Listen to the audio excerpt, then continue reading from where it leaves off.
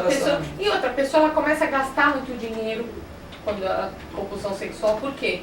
Ela começa assim a querer consumir tudo aquilo que está ligado a sexo. Ela tem que se alimentar de sexo o tempo inteiro, sabe? Então compra livros, compra filmes, entra na internet, gasta com um monte de coisa. Também não consegue trabalhar mais direito porque está com a cabeça muito voltada para isso, para a questão sexual. A vida para. E normalmente são pessoas que, assim, quando elas têm uma compulsão por sexo, daqui a pouco elas vão trocando de objeto.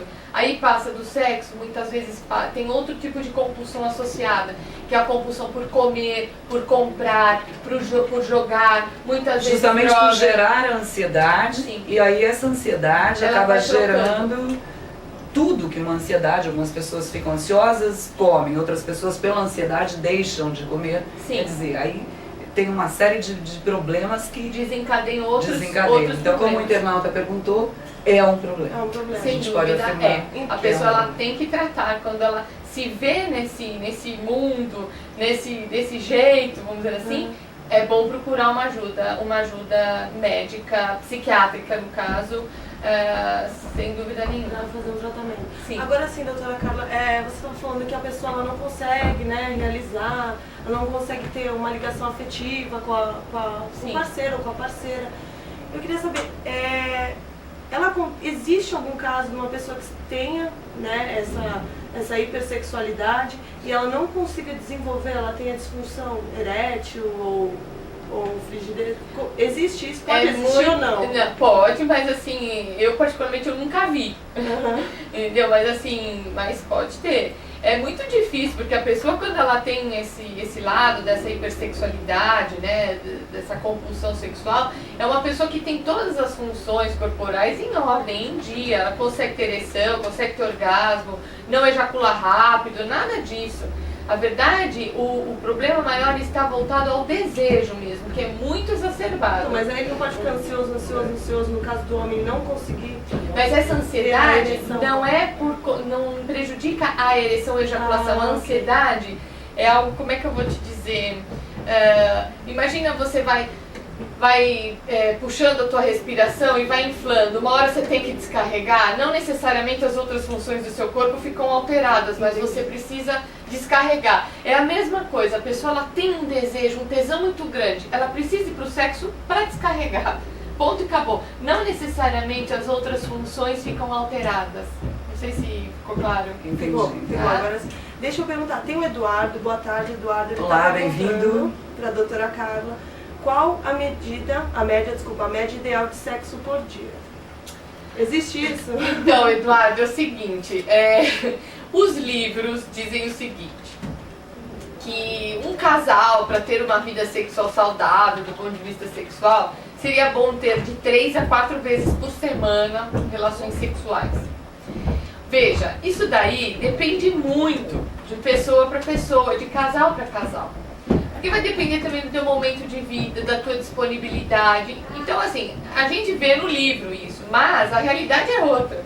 Tem casais que transam uma vez a cada 15 dias, uma vez por mês, e transam com a maior qualidade do mundo. E assim estão super bem. Assim como tem casais que transam todos os dias e não significa que tenham algum desses distúrbios que a gente falou por aqui, né? Exatamente. Então, veja, o casal tem que estar em equilíbrio, tem que estar em acordo. Se para o casal é gostoso ter relação todo dia, uma vez por mês, a cada 15 dias, 3, 4, 5 vezes por semana, ótimo. Agora não pode ficar contabilizando, entendeu? Porque assim, nossa, essa semana só fiz uma vez. Ai, estou abaixo da média. Eu acho que deve deve pintar muito isso entre os homens, em suas reuniões com os amigos, né? De essa conversinha, de dizer, não, eu já fiz tantas vezes essa semana, daí o outro vai pra casa encucado e falou, pô, não fiz nenhuma vez, acho que tem algo errado comigo. E as mulheres ficam também muito encanadas com isso, porque a mulher fica pensando assim, puxa vida, ele gosta tanto de sexo, e eu essa semana hoje não rolou nada essa semana, nossa, ela fica preocupada de que ele vai buscar fora, entendeu? De que ele vai dar atenção pra outra, então ela muitas vezes fica contabilizando pra poder não dar espaço pra ele arrumar outra. Então, isso é ruim. O casal tem que encontrar o seu equilíbrio, porque tem dias que a gente não tá legal, ou que a gente tá super bem, tem momentos da nossa vida, às vezes a gente está passando por algum problema complicado, desemprego, falta de dinheiro, problema familiar, sei lá o que seja, você não está muito afim, né? Então você desvia a tua atenção para outros aspectos. Então não fica preocupado com a quantidade.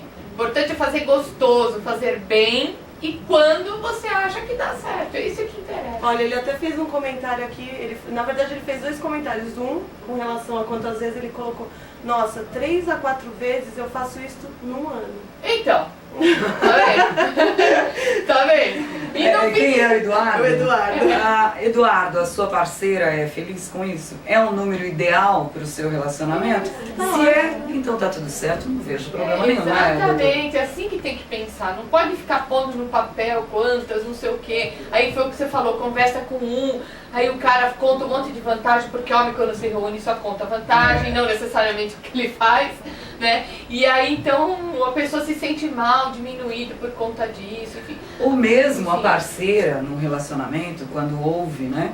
As mulheres também têm essa conversinha de pé de orelha aí, que se colocam da mesma forma. Os homens tratam com mais liberdade o assunto, mas o que não significa que as mulheres não conversem sobre isso. E aí eu já ouvi casos em que a mulher ela se sente diminuída, porque o marido da vizinha, da amiga, a procura várias vezes na semana, vamos dizer várias, 2, 3 vezes na semana, e ela já não faz sexo com o seu parceiro há 2 semanas. Aí ela começa a achar que o problema é dela. Exatamente. Né? Que é assim que funciona o relacionamento, que os casais fazem mais do que ela faz e começa a achar que os problemas vêm dela e não É do verdade. relacionamento. Isso é muito comum acontecer. Então eu acho que assim, no caso do Eduardo, né, que tocou no assunto, tem que pensar bem, se essas 3, 4 vezes no ano está começando a te incomodar, né? Aí você já tem que começar a pensar numa ajuda, né? Numa ajuda profissional. Conversar com sua parceira ou parceiro, não sei com quem ele transa, né? Enfim, para poder trocar ideias nesse sentido. Olha, o Eduardo ele fez uma outra observação, ele colocou aqui. Aí é que está, eu gosto de fazer sexo, mas tem dias que eu não estou a fim de fazer sexo e minha namorada fica falando que eu estou traindo ela. É muito estranho isso. Como podemos resolver? Olha, nada como um bom diálogo. Não existe remédio melhor para um relacionamento do que diálogo. Não tem jeito. O diálogo tem que ser direto, tem que ser franco e muito aberto. Tem que chegar e contar o que é que está acontecendo, o que está rolando. Por que você não tem vontade de transar às vezes? Explica para ela. Tem que contar para ela o que está acontecendo. Porque ela está começando a desenvolver uma série de fantasias na cabeça dela em função desse pouco diálogo que você deve estar estabelecendo com ela. Então tem que contar, tem que perguntar para ela quais são as expectativas dela também em relação à vida dos dois, né, ao sexo, à vida dois. Tem que ter essa troca de informações para eliminar qualquer tipo de fantasia negativa que possa gerar um constrangimento na relação. Agora eu vou fazer uma pergunta para o Eduardo, e na lata. Você tem tesão pela sua namorada? Você tem uma atração? Da onde vem essa... Eu acho importante também identificar, porque tem que existir uma química entre o casal, né? Porque às vezes a coisa vai um pouco além. Agora, também por trás disso, na minha opinião, tem outras inseguranças. Porque o sexo, ele não é só aquele momento da prática do sexo. Existe uma sedução por parte da mulher, por parte do homem, não é? E existe um dia a dia por trás de um relacionamento. Sim, Então, acho que no fim, se a gente for ver, tá ali. O foco está mais ao lado um pouquinho, né? O fato de não fazer. Mas o fato de talvez essa mulher, essa cobrança de achar que ele tem uma outra, venha do dia a dia. Claro. É um conjunto de atitudes. Às vezes exatamente, atitudes essas que faltam, né? Porque ela está se queixando, você também deve ter queixas em relação a ela, que eu não sei se você expressa, né? Mas assim, de qualquer maneira, estão faltando atitudes nesse relacionamento. E eu acho que isso tudo deve começar com um bom diálogo.